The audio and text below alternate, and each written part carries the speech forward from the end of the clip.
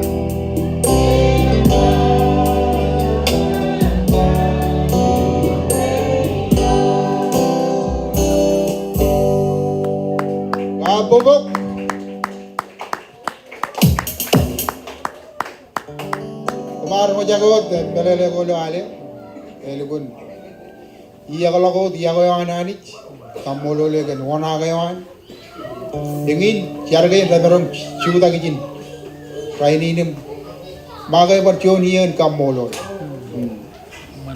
ale guru aja chin imilo kabi juga nene ko ame imilo state ko kajujo iblagin amerikain chala ga roi raiwar kamolo kan raini ni auro eno choni minini yalat pungan ale guru aja em kamera itu kiyangan cinga be ame email gini ni le do mai gin ngan lila brain me retel kemeo jilo magade gede gain an kamolo te yuji le do jonal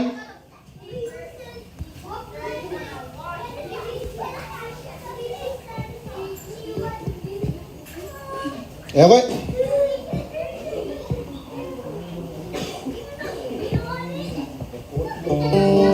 langan oleh ilo tan ala beri na ame retel kemeo ilo juju kun peri Sure.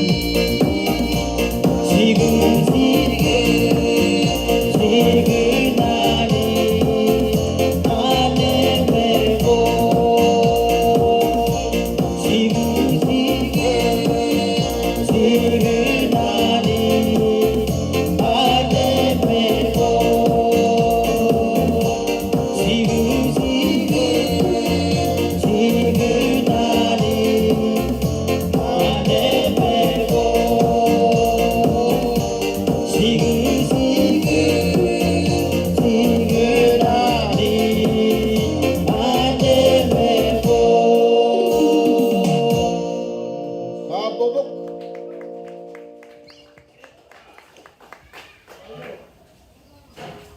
Ilo layaragin program kayo na charagay. Chinigi lelangan Chester torte chirim chatit lelavin chinil. Oh, Chirewa jangan karang ramiro. Joji mon malawat cher. Cuman ko lela kabubok.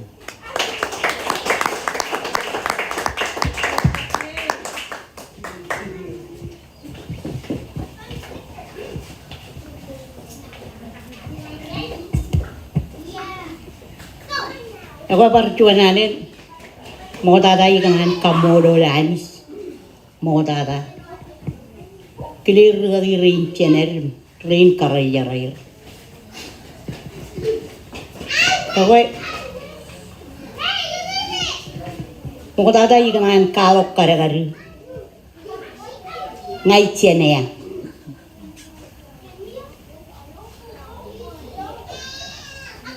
Cibum cimal. Cinem cenen cine, erro de buku jelen. Cibu eju to jene pige,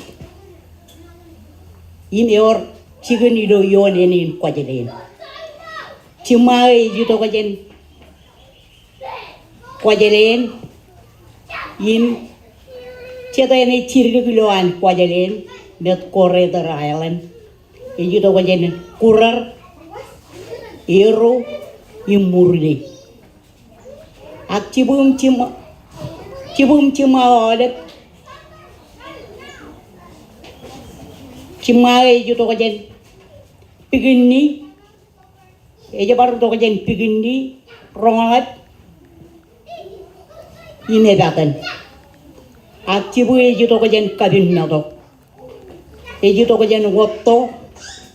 Lai mujai ngokumar rongke senator rulang lamari ar senator jen lai ego kenege erik cinen cencibu kenege ejaran dengan lai bo eri lai ngokumar rongke kunio lamari aran cen woto kenege erik cinen cencibu emparir woto emparir rujai Imi jogo judo ko jani gain. En ngai nei podok chuan pewe na to ngan kajen. Kang la do chimal ya rigum rutolok pen. Eor chuan yen. Ar kurdo rolalat imi reilar dogon. Rakti pachig mumun. Allah labin ke yari kumrutolo kipen, ipero do labin cibu, kamero dio ciu magri. Enar kurdola labirin pewenado, ya bangain kamala lumir jilti, miar kamala lumir jilti, emrong jagayan pewenado ngalabaro. Pewenado lo patayo, pewenado con tatayo, kerjaner karar cino. Curi ilo ailing kuajalin. Agar curi ilo pige ipen le labi upen. Pue na do ini eju to kajen pige. Eja ba. Pue na lo ngala rompa ngayar. Kenar teremi ini cuan delat yon pige jen. Kentar to lo kagengan. Kecini bui. Cuman barani doan kuajalin. Kena arter do la kagengan kicini bui kenen len kalibuni. Emo jilo tereo kena arter do la kage ro wayo rar cara kajen pege. Wayo cuan kena ro cuan ngalat. Wayo cuan erjeng enen jidoan wayo kaprimi jeo. Emi arang dalam kalibuni melak rol tak wayo ro air jeng. Erang nang tagar pigek agak cari ruo palung em kaya to yoer jeng to pu dal pu wayo cuan nenen kopan enen man yem remik remijole aga jaba echen mele tawni nan gar ro wayo kero yoyr tok inem wayo chuoni ebu awayo chuoni jap yemit erolo yo kalim jaga me yendrodem reidi logon chele lok palun wayo ritur dulu ewa itu kan rajapu kayoro aga ritur dulu kan you turn im tardak kia right tardak kinten pugi ropalen karena lama laga air roy bayar kok kejuru miji kia bayar ramai palun go kan tardak retar yo takam rejinang tadari raga jari wana mereka aku yang pugi palun go roda dagon bayar road kuntine yo jing yo bayar roy ni gena rongai ni gena wodo dagon yupola errol kalale paluni na mereka ko reito ko ne tale wot rara ja parrol to yemoi erro boneni lak kan wai rongan pige emalak tola gudo pige karero re wan mai gala labu cimang pa ciwani ni jum neri cinoge ereo ni cibum cimang cinowa ngai pa kalau malag janam kamodo la ni kanana ga rebi meuro an labu cimal we en kaya darok cino pa cino en karo ken pen donor kenin pokodo ken em kajar bal ken biloran gin ri to padahal kamodo im labu cimal ga ela dan kode ranin kamodo dinan wajelin kenege lamalaken anne jagar nik yala janani jipen ciluntok palu ngowan redellero per regino chori unero noreo jadi palu ngo karena pu yoro aga roto lagi ane ompa jauh lamaru lo wayo chuan rei di buk rabat rari recep melele berari jab rongai ni genan palu ngo pu lo ir yang mai ro barar pu ir yang mai elabel kamodo dani kan planim karkina dengan ke arkeyor rochimar pernarung kalau ke rainin pecen narung itu ngancar balina nani im kamanan klan dorani gini kita apa eleng men ko ani arkalu wingan ha cinuna agar dok ngancar balin eleng men ko relat ya loy pe unina nagar rebi meurial kena ga ene jagar kajar bali cuan ran cuan rugagi royo di bai ya to agar cago palau magrol tok ngan yo ni bai yudo kom cici to yo tereo rekaru yo lagu irjen muir im ngai le lo mu perin cewi matan menugo gin ngai kala malagi jana ngagim pani arpo do yo pe kajar bali ingin regaliran rar coyo tu mu ngan kia gaya jaga berdiri lak muir yon purje waneng ruo ido air gar katluk cigincar yoni bai itu air gar katluk cigincar akamro alio ciu aja elok purje neng purje cirigir akan araja elok perengkal mencarawan pul koi pelion lelario cinin ariga ken yumun iya ken purjin Pwede jeba kemro araja yalok. Kemro jeba. Kemro jaja yalok ngan cigun kabungan ani. Ecap ngan cigun kamancen. Tejene jem ngota yalok nenegin. Imne lade warga kemro. Kemro lakar.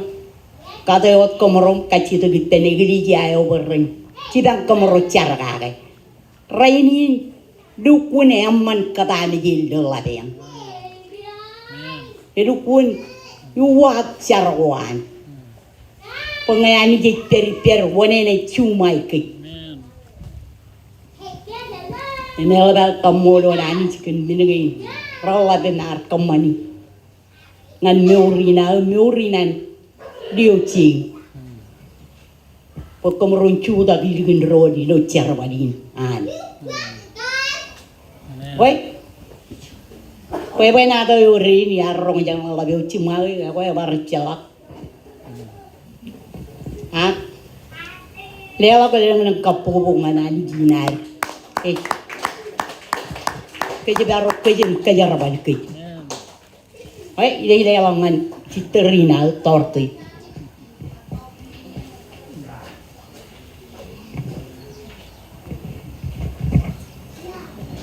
Lelak pijin kapobongan ko. Kinaibar ka mo lole. Kanya ko hinanawat. Saban patsang ng retan. Clear lagi rin cemek. Rin kari jaray. Po tayo. Yung ko ang rin kumar ko ilag duloy ini. Inay pwede na ito kan kuyar ko. Diyan lang labi China. Yung par. Diyan pwede na ito lalabi. Lakaduye ale lang na. Iminay Chino kan pwede na ito. Inay pwede na ito kan caman karin na ba na ayos. Imuaway na yan. Rijadahan ro na ikarudok. Imanaw na arami yun kwa dyan eh. Ena ladar kamolo rani tu narmi jil kwajale. Eno keri kagalak pebe air majai pebe. Parre mana ola darmi jil kwajale. Armi romo kata rani kerja ko yuro han. Majin yuro armi yuro air. Rano rape kangane jadi wantar yunai ko. Eno dan kerenti gani pa. Jadi wawan rebelle. Nabarani im kamu lole. Kini aku yawan. Aku inan arjana cinu. Ena inan cemo. Ngan indrio. Eno korot pio jakin kokurir manir. Jadi wako. Emi to kan dikin kwajelen. Kan wawa baik tima. Kita Epevi jom lale, epale, dikin kwajele.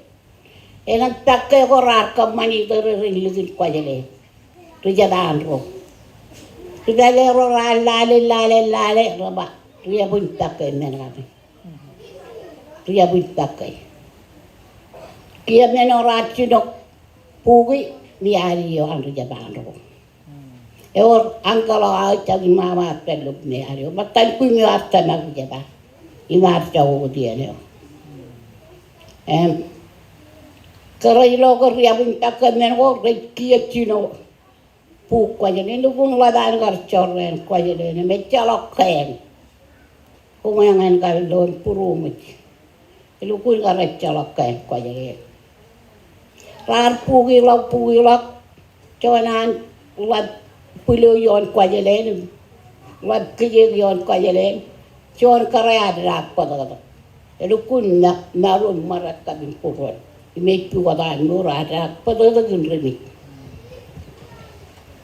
Waktu itu ayo pugi kat dari ayo.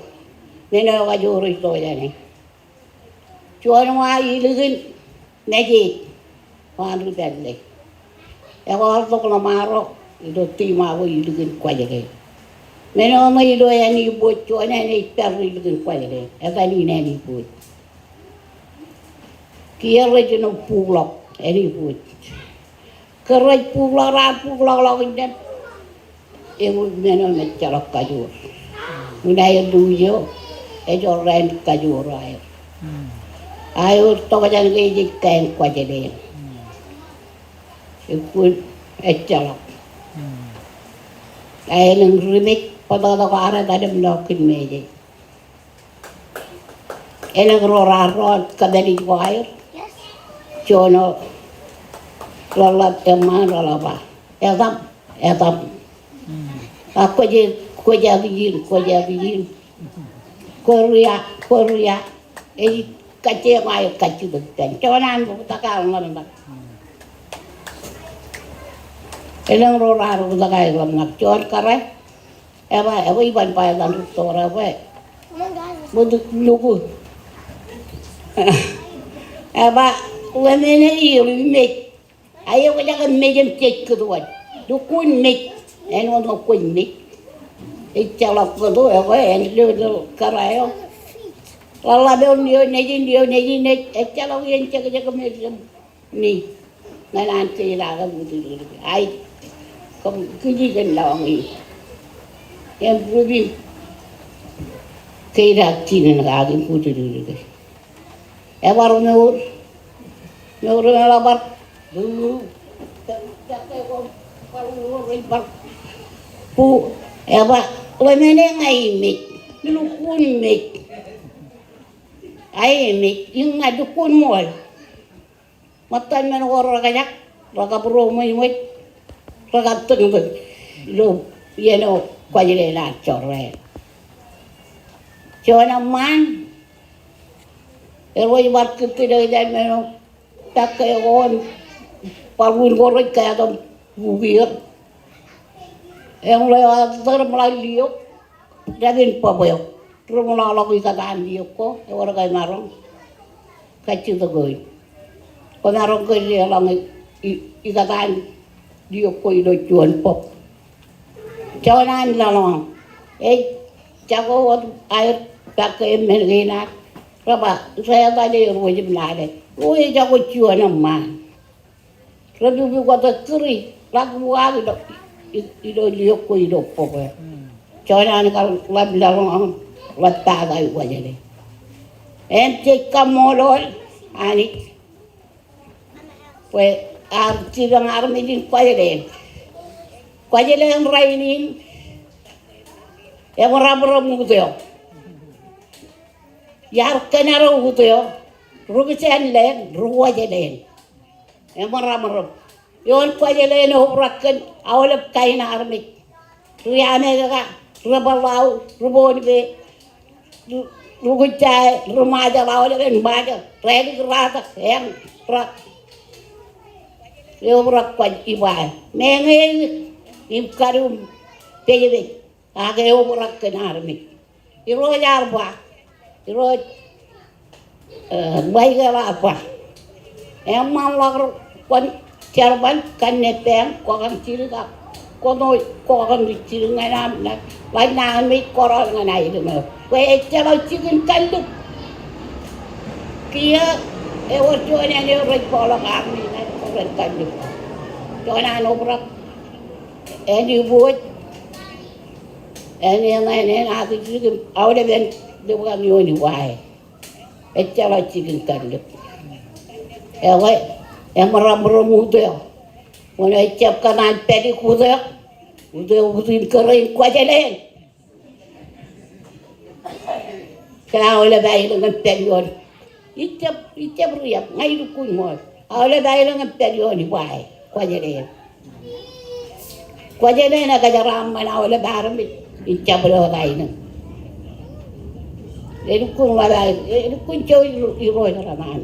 Ralang cap tanah yang baik, raga talak. Arat palawai pan bayu beragam. Rapai kecilan apa dan jangan pecencer banin kaman mani per. Baik ten kawai ni kalau ciri. Ini jadi konai wai. Edukun kamu lola ni baik. Orang muda ya. Kata apa yang ana oleh barang cokoran wan cokoran koin cokoran nga que yo lo chivo para que cuadren itu mani ani jalan awak mani capain nawar kemang kuadre kemang puyu dara kalau kemana kuadre kan ada baru kada tin ke bare ano ewa bakar ecap kemang pacik agewat cik kamolor be ora kuadre kar ruat kami waktu raini karkado de kapro di jono raini na ola kamu radan menger koi rogan almira kwao kamu ya koi rongai rai jona ne kamu yon bai bai ime ya raman kwajade pega ruat kamu ayo warakin kamu dulu na baru roy yawa men wo ya pe o jang kwalangan kung yang kay elang pweden men ramam magam kam ya lok at ijo mo log yin emi kamolor ko man gagi rin kenet ren kari jarai ko mo yo ya ko la lo kai wo yo yin wa nga kar jap ko nga ba kar tabaragi ini naman ako nga ka ni jam mo je awalen kerewe ka marwe menga na nam mangarin pecah bena ko yang agiyak pijin pelagi ni ko ewe ani yang mangak ke jodan ro dem pi em ko manga mo ko manga itu yeni nan ro ka jeden bung yang kani jamo cena awlen ceni roan alat roan alat ni roan hidup ibahe hidup kuaja kemi kamu dulu punya kamu dulu kali kencuan nana oma oke coba pun kenapa jikum bangai canggah tibi roti angai kacang panare wijaja kacang wajah jadi nak toy bah kainin dan ini melele menana lagi aron ni lagi ani jajak ko baik ke aku gitu bang tetap tahu orang jodoh meja tu lo tak kau ecap tu benar nama cara beritu yang punya elabat cara meja nama ecap lawat cara beritu punya ewan mana kalau dia nak harus kalau dia mana kau lawat dia orang tu nak dok payah cara kalau lade orang nak orang cakar kan nak dok payah kau ban pengen gaya nama Mui weng orang tagan, pagangan dang. Eno tagan karo to cara itu ko. Wene eno lagi mi jema. Ya kan melangan nang lagi ya, dah lagi ya. Neno ke jangan dah ko elo ke baru ko le, cu jangan terus. Nene ida kado cibi ka ko meri ro.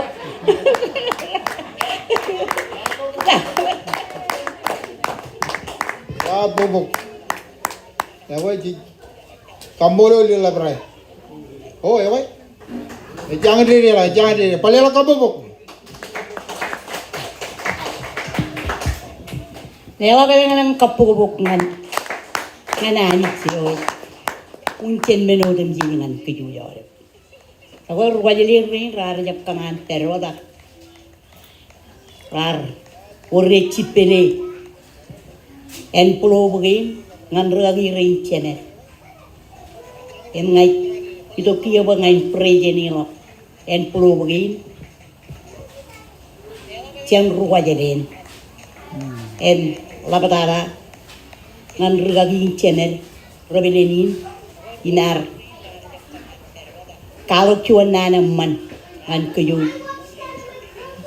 ilo rainin kecien pegai cha bangan dia kai lo apa kai to ka kai im urgage ido rangi riyet im rakarua ngai ni prejenelok en prowinan ejaba hebi wajelente tu rain tipru chen armejin ruwa seden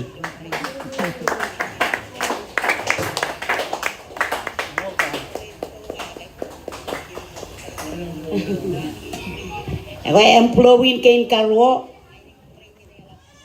ejaba ebi kwajelente ngan tester clan kapol chen ruwa selen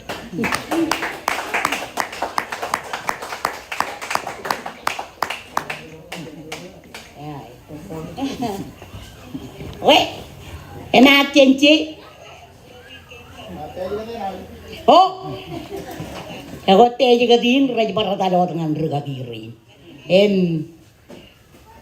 Real money yang ni dijai ni jual malah kau tu kemanem lelok nganero.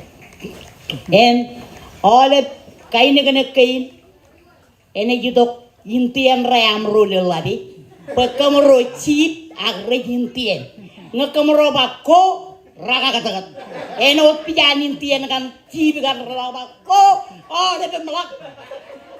Kakak tengah dion kriya kan wai. Ya koi, intian reina amro rani juga kan kata lagi. Nena kono kainin aja jingan regagi reina. Lewa kadang-kadang kapobongan. Alep kayo cako batu kuduin. Wai dai bartero dengan tian cenet. Jangan kau balik kalau belakang ini kapobongan. Ruwa jelen rai jeri kap chadir. Sewan program amman. Kambolo lilabre ini kan chat pebenado. Yalah biar rela gila wire. Lugun kambolo lani jar jeb ciri. Hari jeb ciri ben. Pokok lomor. Hari jeb lomor ini ro chen pum ceje wan jedan ro. Ayah bal lomor ini chen pergap caje lagi jen kuai.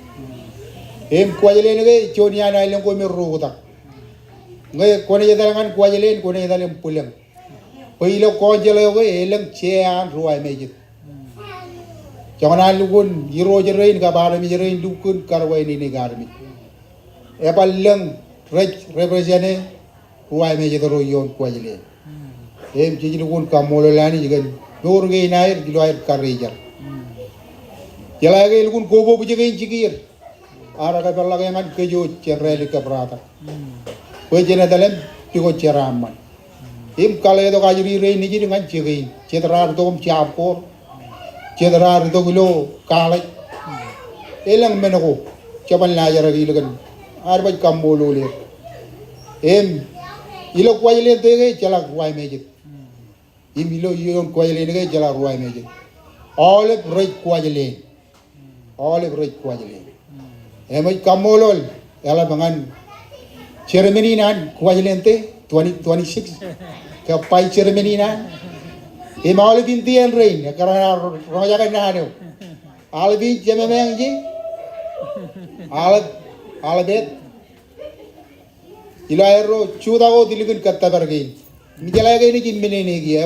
Epan jemalo ko teraini. Agi kadang ngai kuajelente itu ngayan kelanani. Ako kaya ni bariyon ro. Kendenin, cemerong kali ala kapubuk. Kia lagi datang ani lihat orang berkaki rain. Pain itu kong pokok carin kaya ramah ni kap kamolo lo. Ruwa jelen rain ijin. Ruwa jelen ro lo kuwa jelen. Ruwa jelen ro lo all tur gain lo lali. Jojim cari kan yeroj. Kata bargain lebih datang ridor ro. Irojoro, alabero, mereo, konjel membro, senadero, jojim ciargan halip katta bergi. Mingani kile ungagi, pokok jojim wan malawa, pokok ciare.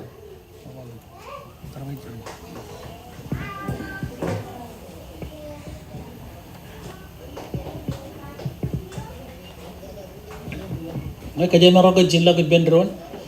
Begini na manem kamolo lagan rano yalaman kuajirin nganar mi jori dar mi kambolol kan beurwair kan pay benado ko jar mo jangai ari jeme bijilang ke kambolol gelo jadi namban ke bijito perjuangan ni kele jon me jado do yamban agar jeb jon yenot ke bij loan rain chemum chadam dugo matam kajarolak jon yeno me yaur ngadir jodian rano kan ailung wami roj jodian matan lalgo ke bij kambolol gagi lo Marshall Island kan ailinginan kwajlen kabar me jerin romman ijidi do geli jaini bilo chugujugun perin ke bij kambolol wer ragar marogon bogodok Chedebui namban chedebun kamolol im kemi mejalok tago ragar walok gilo pebe nado in beurwair kemi kamolol boy agar pero dilo pebe kap kanane wa begar da ilo kalmalo kajanan ilang arme joro ragar kajjegun dito ki maki baigi ailigin peren torlo boy arme jin ailigin agade gilo pebe wa begar boy pero kemi kamolol boy yegi ne walok chen yeneo kwalok amai boyo jim kajor ilo pay benado gin ke bijor nga jagi ke bijilo yang tan pim yim pebe wa yem kamolo le bay chon benyo ke bij kadim jege jen dor ge nair ilare jen melolo ke manigi nam yo ikabban awle biye odum ji ken pay benado gin ramage lok ibro ke me be jen odum chelo rachep ke me jo dilo leuran rotore nagre kada ke be ben go do kai kan tawar ragar walok yon kwajlen adik ke bijle waj never im kamolol kan raidin im kan raidin air mejanolok im ke bij keleo im meldan pem yon ailengin ke bij jargan kajaram mane wa miro jon awle bar bijin kwajlen ka biro jo roair ala roair awle bro roj ke jar barom yon kwajlen kabung godem ji rochu dak raidin im roj kamane cherbalewam kan jaram manin ano da bro ka jagi chene chalok kan war chen ka wada da ngan cheraman emigin ke bi ka chega gam lewat raidin bogon ka jaramani kap ka jaraman awde family godum ji joro bududi ailegin kojlen ba charamani nin jebo dangan rutoro ain bor wallal ka no da irkamman yerodum chalok ka bi yodum chalok chebaina berjuanaden ka jaramane wam yoyer chen kiye yim nganin dreyo adibi ben gorro jidok ilo dan cheben bidejin chedok ko jar kumolo amen Kapag kumol dadar gagi ego ngani lewa yang kan kumro tebon na iyan ay ngayon yan kumro kanan pangan cara gini melik dada ko yo yini chebela ijab kanan pa tiala lagi jini na gina lewa yang kan kumro Jabra ko lelo kabubuk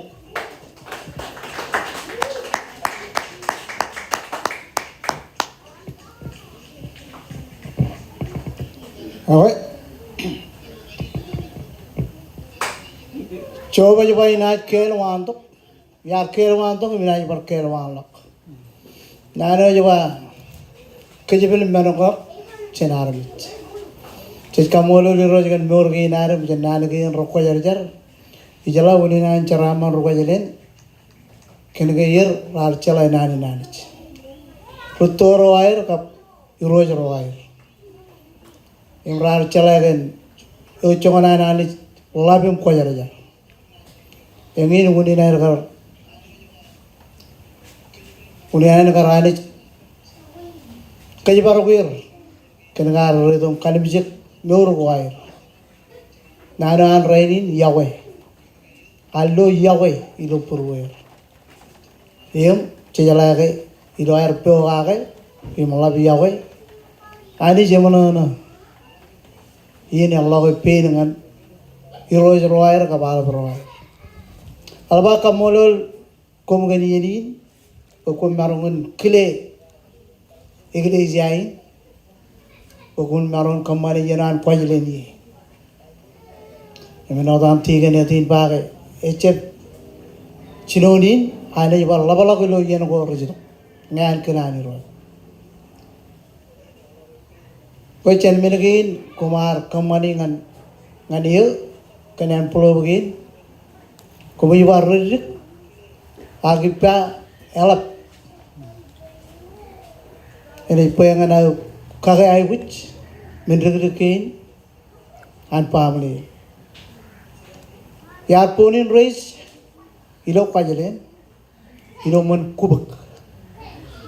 Ijo yar regum rotologi. Chema karchuan rujawa ang lechelang. Matan rumejero ilo chebua. Ejelubu. Imalwa kamolo boy yar regum rotolok imlo lalabin irojin lechelang. Echoni rojo magyotin yatta. Ak ngai kamolo boy chongan choji nan miyawi nan ngan armi jodum chit. Im chongan attai nan emarong level repair chakaron ngai roj. Choni rojo chaban malalawi. Alablok ruwajalen re rebellen re mengar recep chala mani teginar aral bayar chala anere lechelang kabua. Menga wawan pum pum chon payabana tu ceririkia cheni bayangan kwajalen emarong 5 miles per hour. Iranitur agaban war chuan wan rebelle rude jaran kwajalen kernel na banton peji. Payabana yo alukun kalikar chon irojo alukun atta. Arwala pen rude jarin pay jalaga pelinani chale alak melelak nganir beran chala kautezi. Em ke char pen iroji lechelang kabua oleh bro armor do terrain armor yor chon yen oleh bermajal lo epcer tangan kwajalenim shopping ilo mon koi wan rebelle chono dalen no choniya agawle menodum je lechelang marong komani yon kwajalen minidum chegan ranum palung iya emarong elanga emye lelo right imbarong emeno man tadain jar do pen irojin echon irojatta chaban malaloy kamana koan charbala koan idoda koan telekoan ngana armich imarmi rar manana ipen chon irojo me lugun laban emman ngana armich rain ano techa armich rain ano tangan par armich rojo to chen ilikin ibayang channel ban right again ebon to pejala gelo anyway ta egol ban right again lechelang alukun chona mano me alukun laban armich kauteji imechep menino daraban echep cholok ranin chabat ilocha yeno de bijit yor chona chigin chije de lo mancharo me angala idlale picha madautu el pradise em gayar kamolo yar renam kalbijege em ngarajwan najirlak e jam magchen ningan rto romanana in pokkonay ngan iroji em elang nano ramal lagom ragabel lagom rojiche tolak akana riyen gi yawa kanal lojo nan kamolo ngan oliver rwajlen rein iglesia in pilar redo rodam kalbijekkom ilo ami chori to yen gi ramana nanich ngan kejut engin kon marong lo chon idea yamman pokomun kele dijin ngan kejaraman ranan kwajlen imchen menegin riyet parchonalen yar kelwan tok ine bar kelwan lak iche bine badagan meno tay ko jile dong nga beri malap ak ikam molol boy ine bar kelwan lak kom kanu chen mol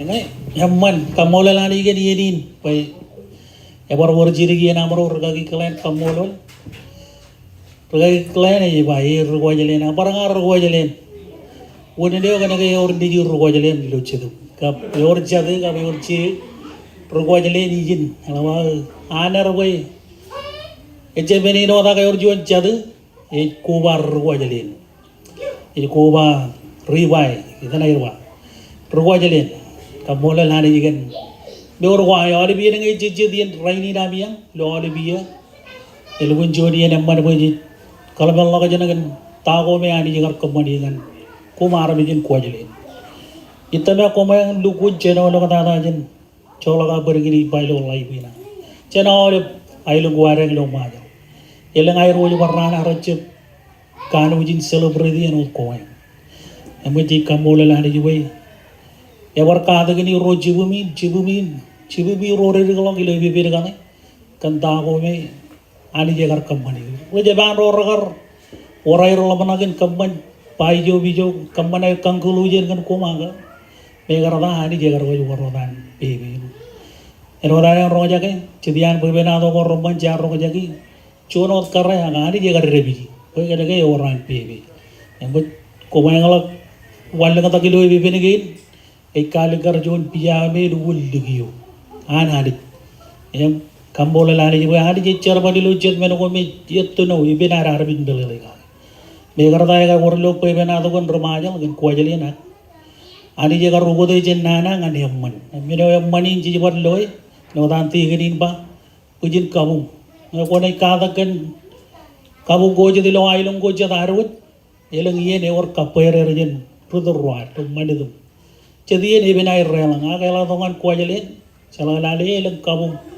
kuajar relang mana mau jim pokona air lo cara badi ni mana nari awak kena ke iro jorwami ala jorwami arabe jorwami yang man puroyer agar kaman boy ini entry ini ngada ke ibar kele ministry ni lo yilo ibar kele cara badi lo ibai entah ini agar walok jen family nanti kan rain kejaraman cara badi ijo yang cika mulu lagi minin ero karja kembana orang kan ero curian John ran agar bercelet dauran arabi ko biro mulu kan tiji jine yang man ko biro ar kembani keriti gede John cim tiji berkele cara badi kabel labin malam labrin pemena do kami relugun kabel lengam kapala bang yen wadi je ngo barjuan alen eja boy nan gi ngeji dongan yang rodagin cija lagi elugun jaboy nadin kamol ket menagono keenam menagin me ko buy kamani yerodum jit e welugun jaboy nan ceba rongkar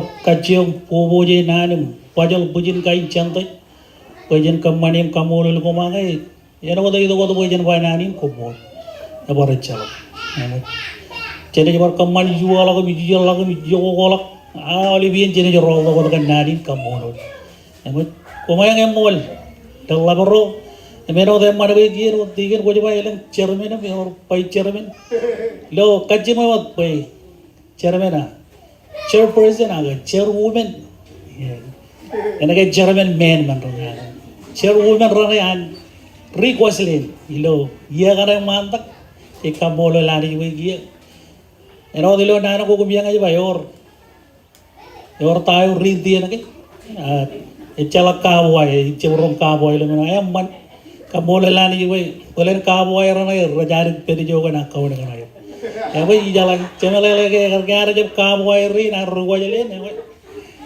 kamole lani jiga dir kabo boge kawai ren ri kwasle ore chambai ye lal ko mai nga jada tan kawai to kaw ko to ngadi ro degi ne parjuanalen meno yamani ji kamole laga ke kana miang kamani yerodem jijin kamani iloan igili jai na na ijala ga hali je manana eche bunga aga hali je manana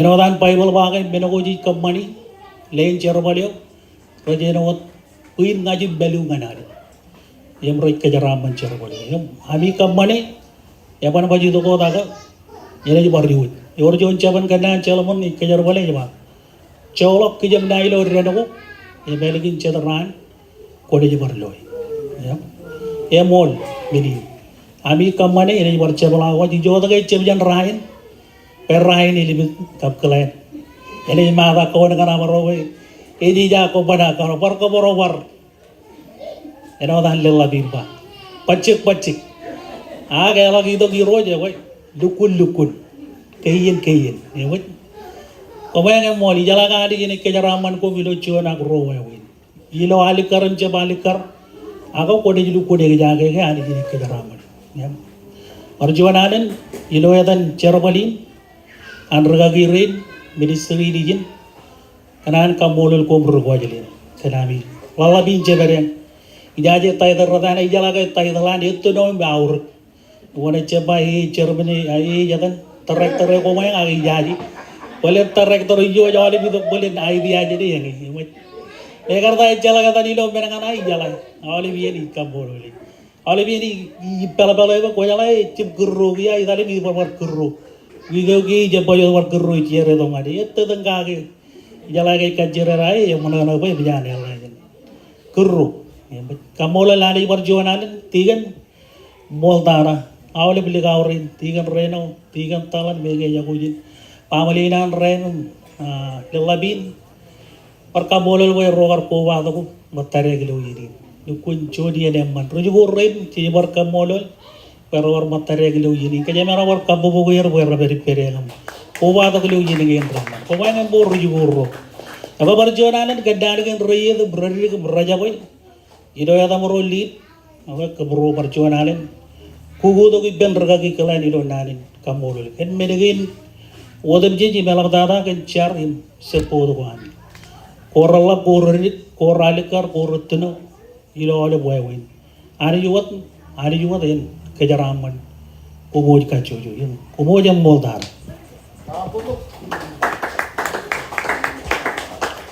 Emman, jadi kun buat jaraman kan, nah aku jadi orang jadi, jen raga kiri jenet.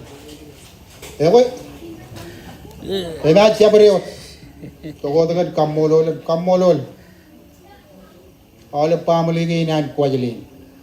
Ilo egli jaini. Ilo cujugun perin. Keni pendroni. Jalan ke ilo kun jual mana orang ke kejangan kamane oleh pian. Iyo gola jali bijak. Keni ke ponin rei ilo ebe nak. Proud kuajelin. Emo jadi ni melolok. Kamolol wali labre rejem melolok. Cuma ni lupa ni awal yang awal.